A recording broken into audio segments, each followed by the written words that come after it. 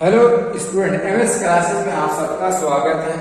आज हम लोग जो है कक्षा 10 का जो मैथ एनसीईआरटी गणित का जो चौथा लेसन है प्रश्नावली 4.1 जो द्विघात समीकरण है हमारा, उसमें हम लोगों ने बहुत सारे क्वेश्चन किए हुए हैं। इसके बहुत सारे हम लोगों ने परिचय किया, उदाहरण किया और इससे प्रश्नावली 4.1 का पहला क्वेश्चन भी पूरी तरीके से समाप्त किए हुए हैं। आज जो है हम लोग जो है उसी का जो दूसरे प्रश्न में जो दो क्वेश्चन रह गए थे उन दोनों क्वेश्चन को आज हम लोग करने वाले हैं। क्योंकि अभी हमने पिछले लेक्चर में उसमें जो है दो क्वेश्चन लोगों ने कर लिए थे, तो यहाँ पर देखिए इसके दो क्वेश्चन को जो करने हैं वो क्या है, दोनों क्वेश्चन में इसी चीज को हम लोग को देखना है। तो देखिए तीसरा जो क्वेश्चन हमारा वो क्या लिखा हुआ, लिखा रोहन की माँ उसे 26 वर्ष बड़ी, क्वेश्चन बोला हुआ है रोहन की माँ उसे 26 वर्ष बड़ी है, उनकी आयु का गुणनफल अब उससे 3 वर्ष पश्चात 360 हो जाएगा।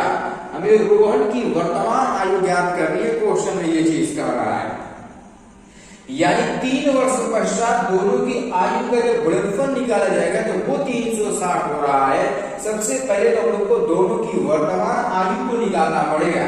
यहाँ सबसे पहले निकालिए माना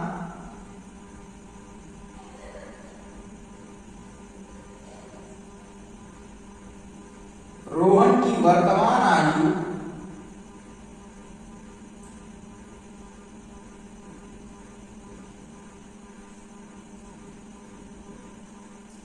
तो वर्तमान आयु जो हमारी हो जाएगी वो कितनी हो जाएगी, उसको हम लोग मान लेंगे कि x है, ठीक है ना। फिर उसके मां की वर्तमान आयु निकाल लेंगे।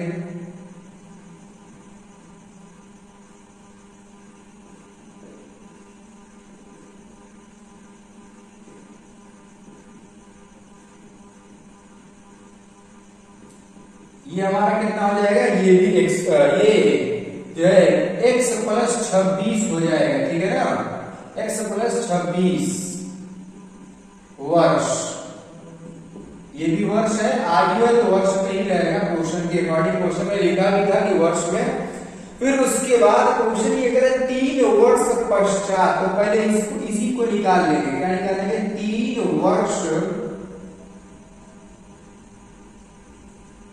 3 वर्ष पश्चात रोहन की आयु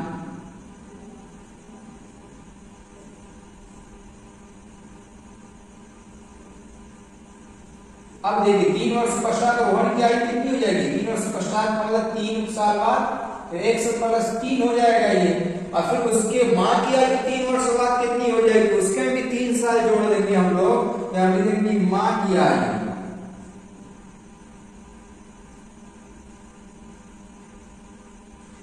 मां की आयु पहले से हमारी 1 प्लस 26 है, इसमें 3 और जोड़ देंगे तो कितना हो जाएगा हमारा, इसमें हो जाएगा हमारा ये कि x प्लस 32 हो जाएगा। अब देखो क्वेश्चन के अनुसार, जो प्रश्न अनुसार लिखेंगे, क्वेश्चन में ये कह रहा है कि दोनों के आयु का गुणनफल 360 हो जाएगा, ऐसा क्वेश्चन में कह रहा है। तो यहां पर हम लोग क्या लिखेंगे, यहां पर ये लिखा जाएगा कि x प्लस 3 और फिर ब्रैकेट में हो जाएगा कि हमारा x प्लस 32 बराबर 306। ऐसा क्वेश्चन जो कह रहा है उसके हिसाब से हम लोग यहाँ पर ले लेंगे। अब देखिए यहाँ पर ब्रैकेट को तोड़ना है और इसको द्विघात समीकरण बना देना, हमारा आंसर हो जाएगा। x का x में गुणा कर देंगे, यहाँ पर हो जाएगा हमारा x स्क्वायर, x का 29 में गुणा कर देंगे तो यहाँ पर रहेगा हमारा 29x हो जाएगा। 3 का x में गुणा कर देंगे हमारा हो जाएगा यहाँ पर 3x हो जाएगा। और यहाँ पर देखो प्लस का प्लस में गुणा करना प्लस ही रहेगा, और 3 का 29 में गुणा करेंगे 87 आ जाएगा। 29 यानी 87 होता है, और यहाँ पर हमारा ये 306 है।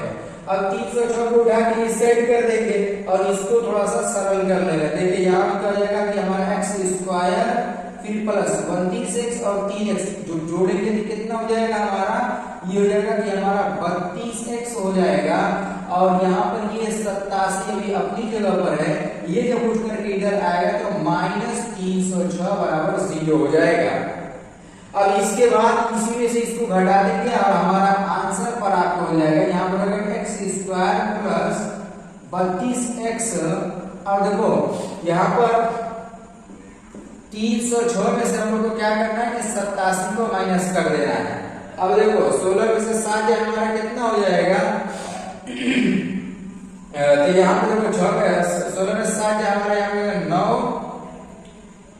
नहीं 3 और 6 3 ठीक है। फिर यहाँ पर हमारा कितना बच गया, हमारा ये बचा 9 में से 8 जाए 1 और यहाँ पर हमारा हो जाएगा 2 यानी 219 हो जाएगा। इसमें हमारा आंसर कितना आएगा 219 बराबर 0। ये हमारा इसमें आप लोगों को जो है आंसर देखने को मिल जाएगा। उम्मीद करता हूं कि ये वाला क्वेश्चन आप लोग को जो है समझ में आ गया होगा। तो यहाँ पर एक चीज यहाँ पर देखिए क्वेश्चन में थोड़ा सा गलती हो गई है। गलती आप यहाँ पे 360 दिया हुआ है और मैंने यहाँ पर 306 लिख दिया है। इसको देखिए 360 बना देते हैं, 360 हो जाएगा ये हमारा। और यहाँ पर भी हमारा ये 360 हो जाएगा। जब इसको पक्षांतर करेंगे तो ये हमारा 360 बराबर ये 0। अब 360 में से घटाना 306 में 360 है तो 10 में से 7 जब 3 हो जाएगा यहाँ पर हमारा। और यहाँ पर जो है हमारा 5 15 में से 8 जाए 7 यानी 273 आएगा।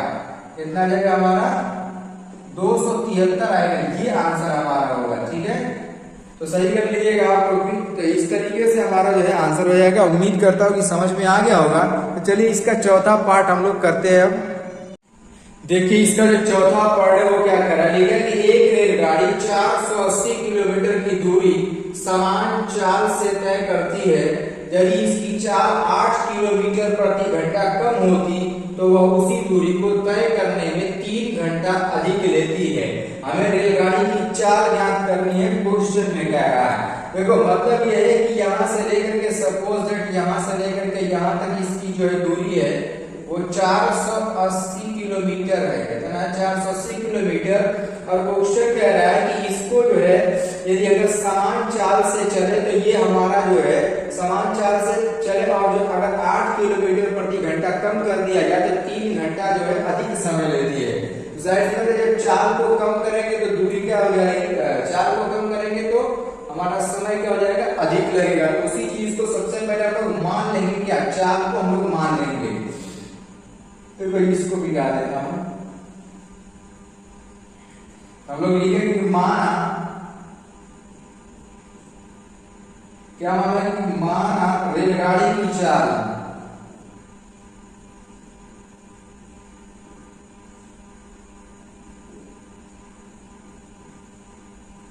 रेलगाड़ी की चाल को हम लोग x किलोमीटर प्रति घंटा मान लेंगे इस तरीके से। अब देखिए अगर चाल हमारी ये दूरी कितनी है 480 किलोमीटर, इससे लिया गया समय निकाला जाएगा तो समय बराबर का दूरी के बटा में चाल हो जाएगा। यहाँ पर लिखें कि लिया गया समय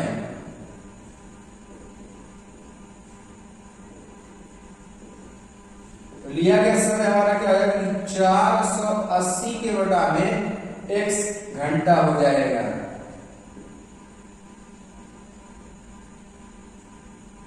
अब देखिए यहाँ पर क्वेश्चन में कह कि इसकी जो चाल है 8 किलोमीटर प्रति घंटा कम कर दी जाए। इसको क्या लिखेंगे, यदि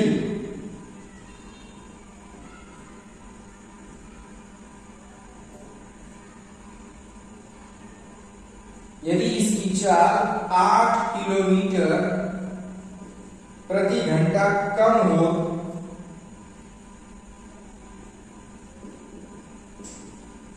होती तो समय, तो लिया गया समय।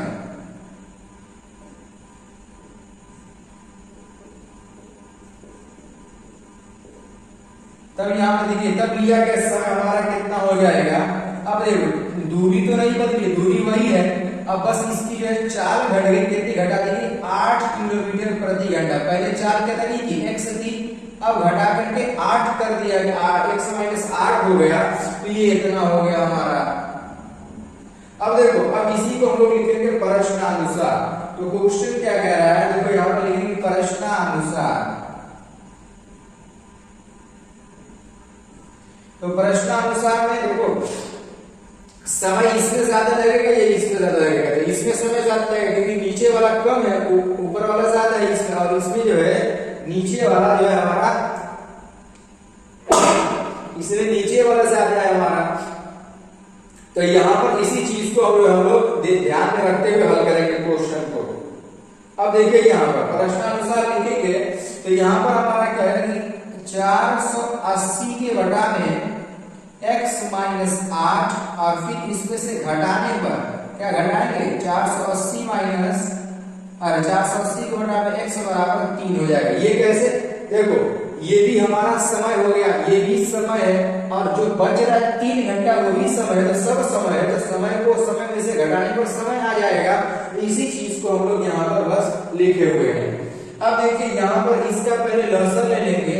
जब हम लोगों ने लहसन लिया हुआ है यहाँ पर, यहाँ कितना आएगा कि x माइनस 8, और यहाँ पर हमारा जाएगा x, तो यहाँ पर देखो तो यहाँ इसके साथ रहेगा कि 480x माइनस है, और यहाँ पर रहेगा हमारा 480 ब्रैकेट में x माइनस 8 कर लेंगे, और बराबर हमारा हो जाएगा 3।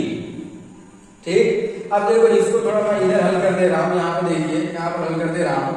तो यहाँ पर जब हम लोग हल करेंगे तो यहाँ पर हम लोग को क्या मिल जाएगा, इसका जो हमारा जो बटे में था वो क्या था हमारा, देखिए बटे में हमारा x स्क्वायर माइनस 8x हो जाएगा, और यहाँ पर ऊपर हमारा 480x, और यहाँ पर माइनस 480x, और माइनस माइनस मिला के प्लस हो जाएगा 8 वाली 64 के 4, और यहाँ पर 8 चौको 32, 6 हमारा हो जाएगा 36, 32 और 6 हो जाएगा हमारा 38 हो जाएगा।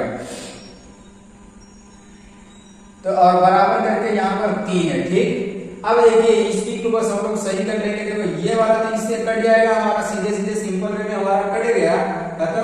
अब यहाँ पर देखिए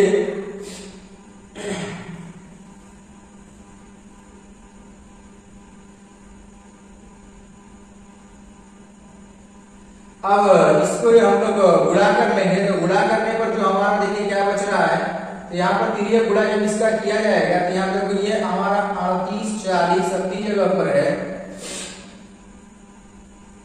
38 40 अपनी जगह पर, और यहाँ पर हमारा हो जाएगा कि 3x स्क्वायर माइनस 8 तरीके हमारा कितना हो जाएगा 24 हो जाएगा ना।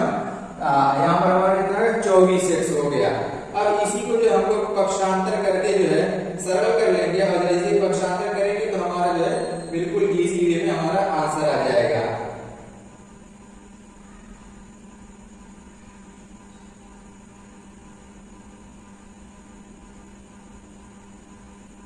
अब देखिए यहाँ पर पक्षांतर कर लीजिए, यहाँ पर हमारा इसी को उठा के इधर कर दीजिए। आप लोग कितना है यहाँ पर 3x स्क्वायर माइनस 24x, और यहाँ पर जब ये जाएगा कि माइनस 38 40 बराबर 0 हो जाएगा। इस तरीके से जो हमारा ये क्वेश्चन हल हो जाएगा। उम्मीद करता हूँ कि ये जो हमारा द्विघात समीकरण प्राप्त हुआ है ये वाला, यही हमारा इसका आंसर है। उम्मीद है कि समझ में भी आ गया होगा आप लोगों को। अगर कहीं पर डाउट है या कोई संख्या नंबर अगर गलत दी हो तो उसको जो आप मिला दीजिएगा, क्योंकि यहाँ पर देखो इसमें इसका जो आंसर दिया है 36 40 दिया, और हमारा कितना आ गया हमारा 38 40 दिया। कहीं मल्टीप्लाई में थोड़ा सा मिस्टेक दिखा रहा है, तो यहाँ पर देखिए एक बार जो हम लोग मल्टीप्लाई करके फिर से चेक कर ले रहे हैं। 8 का 8 वाटे कितना हो जाएगा, 8 वाटे 64 के 4, और 8 चौको 32, और 32 और 6 कितना हो जाएगा 38 हो जाएगा। हमारा जो आंसर इसी तरीके से सही आंसर है। अब इतना ही रहने देंगे। ये हमारा जो है इसका क्वेश्चन नंबर 4 था। उम्मीद करता हूँ कि ये वाला क्वेश्चन आप लोग को जो है समझ में आ गया होगा। यदि अगर कहीं डाउट है तो अब आप लोग जो है कमेंट करके जरूर बताइएगा।